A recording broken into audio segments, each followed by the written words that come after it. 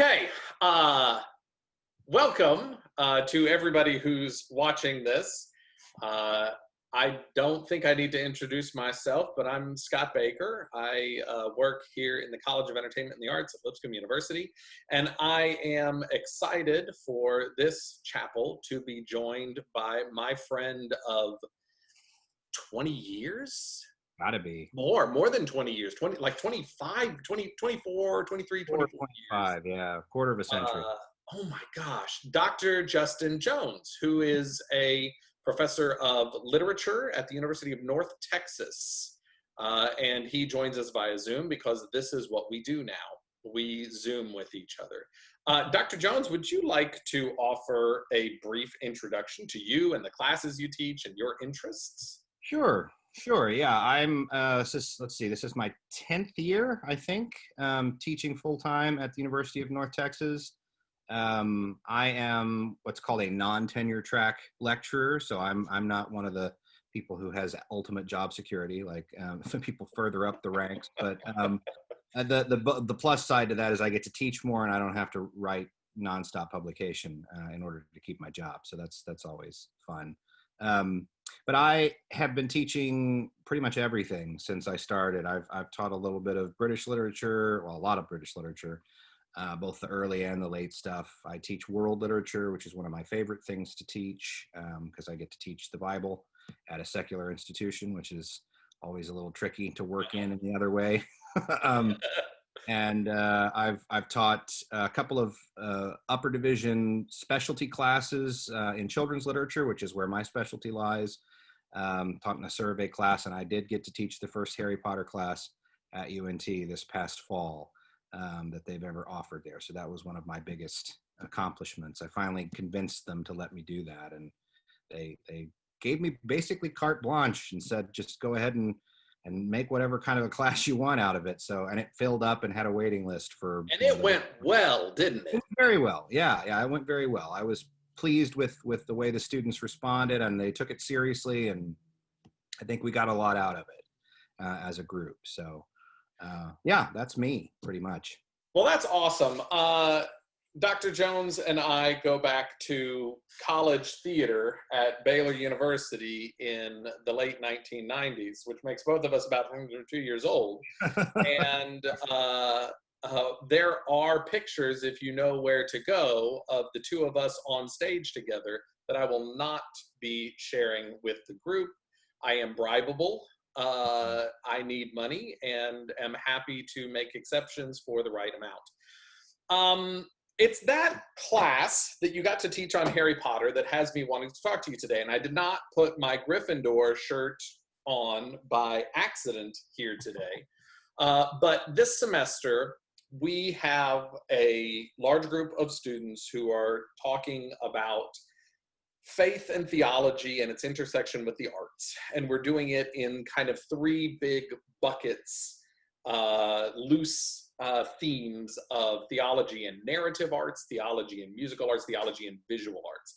And this is the theology and narrative arts. So I was really excited to have a discussion about the way in which literature and theology intersect. And our verse that we're working with today is Micah 6:8, which is, of course, he has shown you, O man, what is good and what does the Lord require of you, but to do justly, to love mercy, and to walk humbly with your God.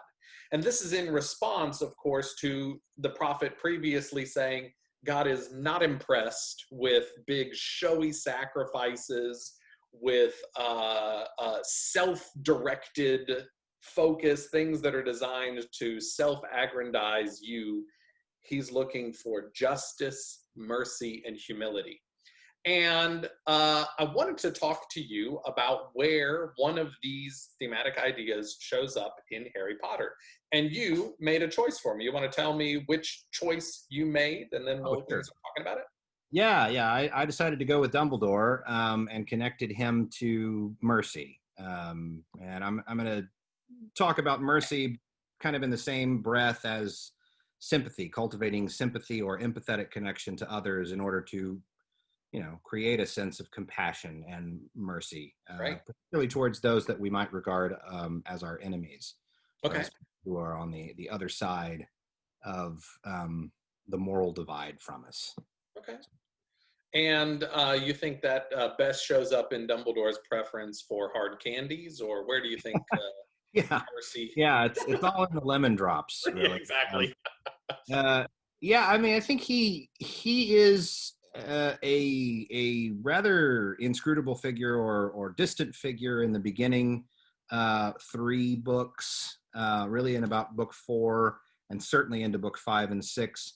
We start to see who Dumbledore really is and what he's actually doing, and we get sort of privy information about the things he's been leaving Hogwarts to take care of throughout the earlier books. Mhm. And particularly the use of the pensive comes into the forefront in those later books. And this is where Dumbledore kind of opens up the idea of creating a sympathetic understanding or a sympathetic environment for working through the personalities of people like Snape and Voldemort, and trying to understand their motivations, basically, rather than just labeling them as the other and trying to defeat them. Dumbledore's strategy is try to understand them and then proceed from a place of mercy and sympathy. So I'm making a fairly large assumption that as much as Harry Potter has dominated a lot of our cultural landscape for the past 20 years, that all of the students have either read or seen the movies and know what we're talking about. But can you describe what the pensive is and how it functions? Sure. Yeah, the pensive is a bowl of strange liquid that Dumbledore keeps. There you go. There's a picture of it. That Dumbledore keeps in his office. It is probably, according to J.K. Rowling in her interviews, it's one of her favorite objects that she created, and the one that she said she'd most like to have if she could have something out of the books. It is a repository for memory, primarily. It's a pool of collected memory that can be removed from the consciousness of an individual character through magical means, and then stored. And then you can use it like a scrying mirror, if you've ever heard of that from Nordic mythology, right? Basically, one of these things that shows you the whole of the universe at once, and you can kind of zoom in on things. You pour the memory in. The one of the Thor movies, right, from the Marvel universe. Didn't they have that in Dark World, maybe? I think so. Yeah, I think they did. It's think it been a was while Dark since World. I've seen that one, but I remember it being relatively accurate in that regard. Thor, Odin is supposed to have this throne, right, that he sits on, that is positioned on this high place. And from that position, he can see all things in all 9 realms. Okay. So he's got this kind of eternal scrying ability. And Dumbledore is a kind of godlike figure in the whole of the 7 books, sort of Zeus-esque in some respects, sort of Odin-esque in others. And he has this mirror that allows him to reflect on primarily the past, and gather information about his own feelings. One of the things that's important to know about the pensieve is that it doesn't show you what you think happened. Okay.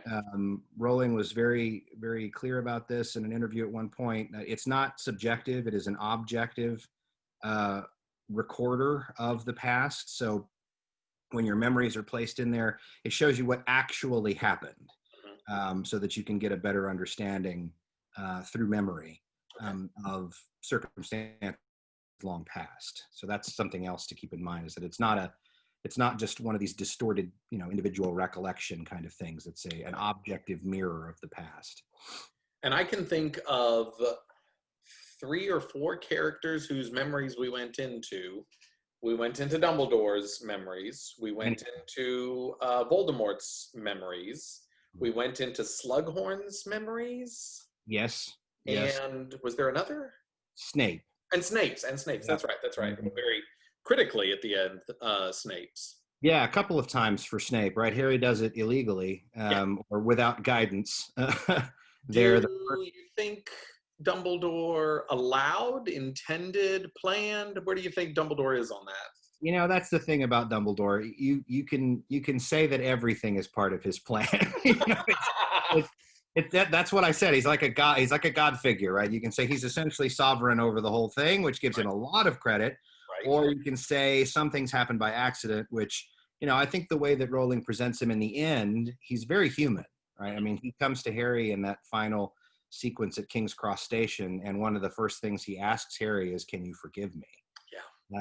So Dumbledore is not ultimately God. He's a person who made a number of mistakes, and those become more obvious as the books go on. But I do think sometimes his manner of dealing with Harry is very hands-off, very Socratic, right? I mean, he wants Harry to figure things out for himself. And so sometimes I do think that maybe that was actually one of the questions we went over in the class, was how much of this can we ascribe to Dumbledore's planning and how much of this is just incidental. But yeah, he, for whatever reason, Harry is given unguided access to Snape and Snape's memories from when he was in school with Harry's father.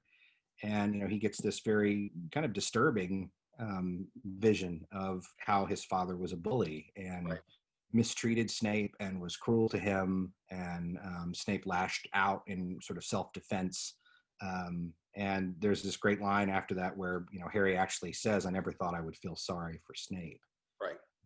And that's, in a nutshell, the point of the pensive. That's its point to be, is to foster that kind of empathetic recognition and mercy, right? It's at that point really that Harry's view of Snape starts to turn, and he stops assuming every single time that Snape is his enemy. And he still goes back to that periodically, but he has a kind of developmental process whereby he goes from arch enemies to Snape and, absolutely suspects him of every possible evil plot that is involved in the books, all the way to naming his son after him, So, I mean, there's a long period of development there. That is not a small journey. No, not at all. Generally, when we think about the idea of mercy, we generally get an idea of kind of right, the scales of justice are supposed to come into equilibrium, and they've been knocked off, right? And the means for righting them, the means for righting wrongs, is the function and prescription of the law. This is what Micah is talking about. And I think we misunderstand the law largely as being prescriptive, right? That the punishments prescribed by the law are what we must do in response to wrongdoing. But I think the Joseph in the New Testament, in Luke in particular, I think you see it, maybe in Matthew also, where Joseph is wronged from his perspective in Mary being pregnant while they were engaged. And it says that he was, of course, we knew that the law meant that he would have been within his rights to have her stoned, right? To have her killed. But it says that he was merciful and that he had it in mind to divorce her quietly, which is to say that there was a fence for how far he could go before he would transgress into injustice for the wrong that was done. But he had mercy. And it's worth asking, I think, with Dumbledore here, in what way understanding, knowing, and I would suggest loving people, and I think knowledge is a way of loving people, that there's a kind of love that comes from knowing someone, from understanding them, that makes mercy grow in us in response to transgressions, opposition, and things like that. Sure. Yeah. Well, I think, and we've talked briefly about this before, but I think that part of what's happening with the pensive is an attempt to create a portal whereby you can actually see things from someone else's perspective. Because if you'll remember, whenever Harry goes into the pensive, usually Dumbledore is with him, right? but occasionally he's not. But whoever's memory it is that he's examining, he finds himself positioned very, very close to that person in the pensive. So they're like Dumbledore is at the Wizengamot at one point. He's sitting next to Dumbledore out in the stands, seeing things from the same point of view that he does. When he goes and sees Snape in that first sort of illicit trip into the pensive, he is following along in Snape's footsteps. He has some liberty of movement, but he has to approach things from where, yeah, because Snape is the driving force of the narrative, right? It's centered on him. And I think the idea there is to force an empathetic perspective onto the observer, so that they have to see things from the point of view of the other, and they have to experience trauma or confusion or despair or any of these other emotions from that point of view, in order to create in the observer a sense of connectivity, right? For mercy to work, there has to be a sense of connectivity. There has to be a sense of identifiable connection. And, I think in your example with Joseph, Joseph realizes, he knows what's going to happen to Mary. He knows the kind of shame that would be attached to that, not just the execution, but just the shame that would be associated with having that brought before the law. And he does that because he's a sympathetic person. He's a person who has a broader perspective on the feelings of others. And of course, we know that comes from God. God gave him a sort of pensive moment by giving him the dream sequence, right? So that he's sort of notified in the dream and given this kind of connectivity that we wouldn't have had to Mary's situation and point of view. Yeah, he had already taken it and decided upon himself to be merciful. But of course, the idea that I'm going to be working on through the semester is that the do justly, love mercy, walk humbly are not separate ideas. They're the same idea. They're interconnected. And he had already had it in his heart to be merciful. But then after his pensive moment, we see that justice and humility are there together, are the same in his response. Yeah, Dumbledore in his application of the pensive, he's not heavy-handed with it. There's not a passage that I can think of where he explicitly states to Harry, now we're going to go and look at Voldemort's past so that you'll stop hating him so much. And you'll realize that he's actually not so different from you after all. There's nothing quite that glib in the books, but there are moments, I'm thinking particularly in book 6, when Harry first gets information about Voldemort's birth, when he finds out about Merope, his mother, and he discovers that she basically, after she gave birth to him, she just sort of pulled a Padme Amidala. She didn't have the will to live anymore, right? She just gave up. And Harry has this question right after that. He says she couldn't even live for the sake of her son. And Dumbledore sort of quickly turns to him and says, Harry, could you possibly be feeling sorry for Voldemort? It's a really powerful moment because Harry realizes in that question how similar they are. Yeah, Harry lost his mother in different circumstances, but the effect largely the same. Yeah. Right. Yeah. That they have this in common. They're both orphans. They're both deprived of a mother's love from a young age. They're also, both of them are kind of put through an awful process of fostering and adoption. The Dursleys are terrible adoptive parents. I think we'd all agree on that.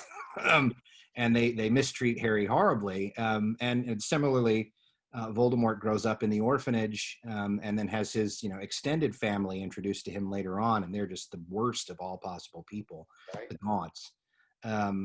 So, yeah, they both are lacking that family structure. They're both lacking that kind of nurturing component from an early age. And they both graft this sense of place and nurturing and safety onto Hogwarts.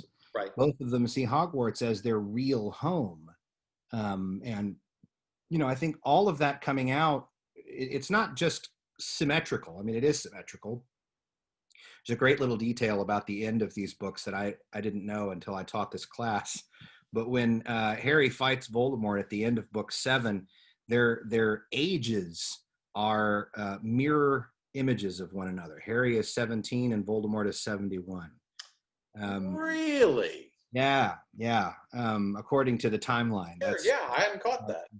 And of course, Harry's born in July, at the end of July, at the height of summer. Huh? Voldemort is born at the very end of December, right? So they're literally seasonally opposed Right. to one another as well. There are a lot of parallels between the two of them. And in a sense, Voldemort is kind of what's called a Gothic doppelganger, or a shadow of Harry throughout the books. But I think one of the things that Dumbledore does to try and reduce that sense of opposition is to show Harry how painful it is for Voldemort, in order for him to see that within himself and connect it to Voldemort. And then, you also see an example of Dumbledore's mercy in those flashbacks that we should also mention. I mean, he knows from the beginning that there's something wrong with Tom Riddle, right? When he goes to visit Tom Riddle in the orphanage, he discovers that he's been stealing things from the other orphans, and that he takes this trip into the cave on the seacoast and does something that profoundly disturbs them. He's dishonest, manipulative, arrogant from the very beginning. And yet Dumbledore still acknowledges his potential and invites him to come to Hogwarts, right? And some people say, well, this is Dumbledore's greatest mistake. If he hadn't introduced the world of magic to the Dark Lord, then none of this would have happened, and et cetera, et cetera, et cetera.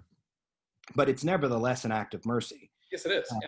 For him to say, look, I acknowledge that you have these failings, but I want to, in light of your circumstances, I want to give you an opportunity to better yourself and to change, which Harry gets as well, and Harry benefits from. He's sort of the redemptive arc to Voldemort's descent. Right. And Harry is, I'm the difference between them, I think, fundamentally, is that Harry's life, his whole life, and the origin of the whole story is that Harry is marked by love from the beginning, and Tom Riddle was not. Tom Riddle was, abandoned, was rejected by his father, was abandoned by his mother, was not marked by love, which is, another way of talking about mercy. But Harry was shown mercy at times and in ways that Tom Riddle wasn't. And I wonder what's going on in Dumbledore's mind if he thought that Tom Riddle could be shaped by that mercy, if he was afraid that Harry Potter wouldn't be shaped by that mercy. Sure. Yeah. And in fact, I think one of the big mysteries of Dumbledore's character, one of the more complex aspects of his development, takes place in book 5, when he spends most of his time avoiding Harry. Right? He won't talk to him. He won't look at him in the eye. He sort of famously goes and appears in his defense before the Wizengamot, but then immediately leaves. He's ostensibly ostracizing Harry or penalizing him for something. I mean, that's the way Harry. That's certainly how Harry feels, right? Yeah. For most of the book, he sees this as betrayal on Dumbledore's part. But once we finally realize why he was doing that, I think you get a real insight into how Dumbledore sees mercy. His motivations for avoiding Harry during that time was basically in an attempt to protect him from information that he didn't want Harry to have.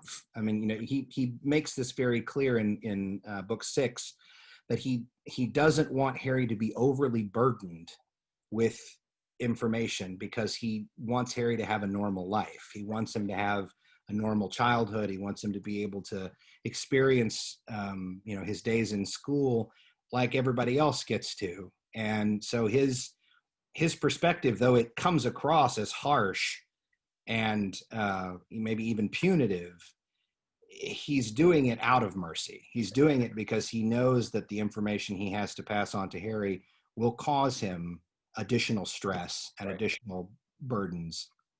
And so I think mercy is sometimes not just, I mean, it can be manifested in a number of different ways. It's not always just overlooking faults or, giving grace to those who do not deserve it. It's also, I think, sometimes withholding things that might cause destruction or damage, in an attempt to try and just take a certain amount of weight off of another's back. And that's something that Dumbledore does a number of times throughout the book. And, some people have said, I was one of them, when we had these discussions in class, one of the things I dislike the most about Dumbledore as a character, and as I say, he's very human, is his propensity to secrecy. The fact that he likes to keep things to himself. And I think he justifies that secrecy sometimes by saying, oh, well, I didn't want to give you too much to deal with. I didn't want to overburden you. But I do still think it comes from that position of mercy. I think that's the reason why he does it. He doesn't do it simply for the sake of being inscrutable. It just happens to be that that's the way he seems a lot of the time. Which again gives you that notion of the divine, right? That he's operating in ways that don't make sense to us, and they seem inscrutable and they seem obtuse. But they do have a legitimate reason behind them, and often it's a reason motivated by mercy. And that's not, I mean, that's a thoroughly biblical idea in Job. 37 chapters in, Job is railing at God for the things that he doesn't understand, and God's response is, did you create the world? Did you set the oceans in their place? Did you there's a sense of what Kierkegaard called the infinite qualitative distinction, that God is not simply a larger version of us, but is something completely different. My ways are not your ways. His holding that back is keeping us from being crushed by it. Corrie ten Boom's famous story about that, I think she was on a train with her father when she was 6 or 7, and she had been overhearing some people talk, and she asked her father, Dad, what is sex? And her father pauses for a moment, and he asks her to get down a suitcase that was full of typewriter parts. And he says, can you get that suitcase down and carry it for me? And she tries, and she says, no, I can't, it's too heavy. And he says, sometimes knowledge can be like that too. So you let me carry that until you're strong enough to do it. And that's a very merciful idea of carrying something that's too heavy, that would crush someone. And I think it's also natural for the smaller someone to insist, I am big enough, I can handle it. That's part of growing up. That's part of it. Makes me think of Samwise in Lord of the Rings, right? I mean, his willingness there towards the end to say, well, if you won't let me have the ring, if I can't carry that burden for you, then I will pick you up and I will carry you, that's mercy. It's sort of put into action. It's a kind of mercy that doesn't require forgiveness. It requires concern, selflessness, compassion beforehand, right? A willingness and an ability to see ahead to the consequences of exposing someone to something like that. I mean, that's Dumbledore's whole excuse for why he doesn't explain to Harry the situation about Snape informing Voldemort about where his parents live, and the whole connection with him and Voldemort being basically a Horcrux. All of that is not exposed to him because of the fact that he thinks Harry will suffer as a result of that knowledge, and he has good reason to think that. Because Harry has already suspected by book 2, Harry has already suspected that he's the heir of Slytherin. And so, who is Dumbledore to come along and say, oh, and by the way, you're probably, the 7th Horcrux. That's right. Sorry, a dark sliver of his soul is in you. School days are ruined now. Eventually, you're going to die. Yeah. Spoiler alert. Yeah. Do you think Dumbledore is wrong in any of that? As I say, I have a personal aversion to dishonesty in all of its forms. Um, it's one of those things that I always err on the side of honesty, even if it is harsh and unpleasant. Because I grew up in a household where dishonesty was the norm, and it made everything worse. It sort of complicated even the simplest problems and made relationships far more fraught than they would have been if people had just been upfront and forthright about the things that were happening. So that's a personal thing for me. It's not that way for everyone. And in reading Dumbledore, there are times when I circle passages or underline things and I say, stop lying. You know, it's like, give him more than this. This is not fair. And Harry has a moment like this. I think it's at the end of, no, it's in book 7. It's close to the beginning of book 7, right after they start going on the run. And this, of course, is after Dumbledore has passed, after he's dead. And Harry says, he never loved me. This isn't love. This isn't what love is like. If you love people, you help them. You tell them things. You're honest with them and open, and this is not what love feels like. And I have to say, as a reader, sometimes I felt that way as well. Like, this is not, this is not as fair as he should have been to Harry. But again, because of the pensive, and because of those flashbacks, and because of all of the internal information we get about Dumbledore and his past and everything else, I think it's easy to cultivate a sense of understanding for why he did the things that he did, whether they were right or not. In the 7th book, we don't get the full backstory on Dumbledore by a pensive, but we do get it in flashback via who's retelling? Oh, Rita Skeeter's book. That's right. Yeah, Matilda Bagshot's kind of confessional about it. And Aberforth's confirmation and storytelling. And Yeah. All of that is very much like the pensive, in that it's what's called an embedded narrative, right? It happens often in the midst of action.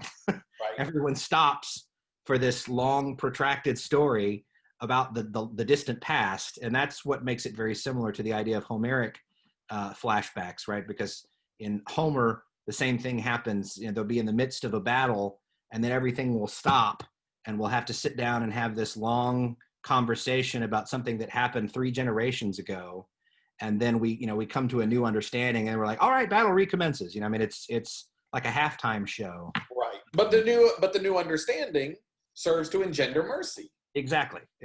Yeah, it fosters a new form of combat, right? That's infused with this notion of commonality, connectivity, mercy. Yeah. Right. Man. Well, Dr. Jones, I hope my students, I hope they are all reeling from this and ready to crack their Harry Potters back open and to think more about how and where we see these ideas of justice, mercy, and humility embodied in the art, the music, the literature, the poetry, the theater, the film that we see all around us. I am really grateful to you for speaking with us, and it's just so good to see your face again. Oh, my gosh. You too.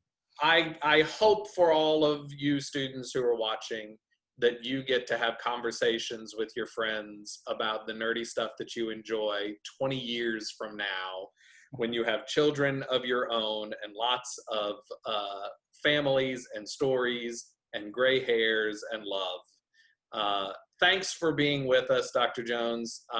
Students, stay put. I'll be right back.